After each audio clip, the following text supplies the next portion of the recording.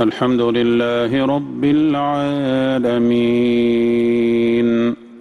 الرحمن الرحيم مالك يوم الدين إياك نعبد وإياك نستعين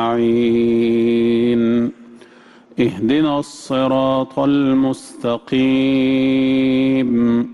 صراط الذين أنعمت عليهم غير المغضوب عليهم ولا الضالين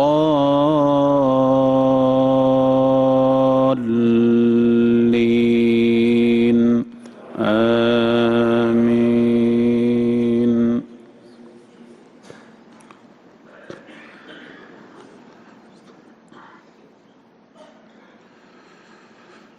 إن هذا القرآن يهدي للتي هي أقوم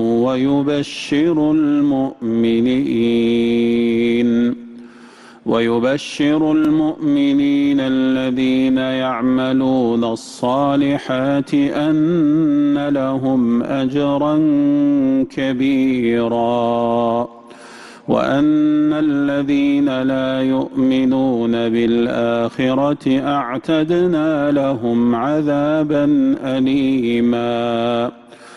ويدعو الإنسان بالشر دعاءه بالخير وكان الإنسان عجولا. وجعلنا الليل والنهار آيتين فمحونا آية الليل وجعلنا آية النهار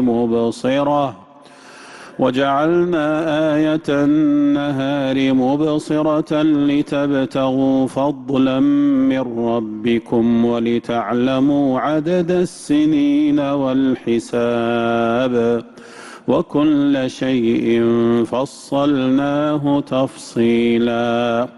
وكل إنسان ألزمناه طائره في عنقه ونخرج له يوم القيامة كتابا يلقاه منشورا. اقرأ كتابك كفى بنفسك اليوم عليك حسيبا. من اهتدى فإنما يهتدي لنفسه ومن ضل فإنما يضل عليها ولا تزر وازرة وزر أخرى وما كنا معذبين حتى نبعث رسولا. وإذا أردنا أن نهلك قرية أمرنا متر فيها ففسقوا فيها فحق عليها القول فدمرناها تدميرا. وكم أهلكنا من القرون من بعد نوح وكفى بربك بذنوب عباده خبيرا بصيرا. الله أكبر. الله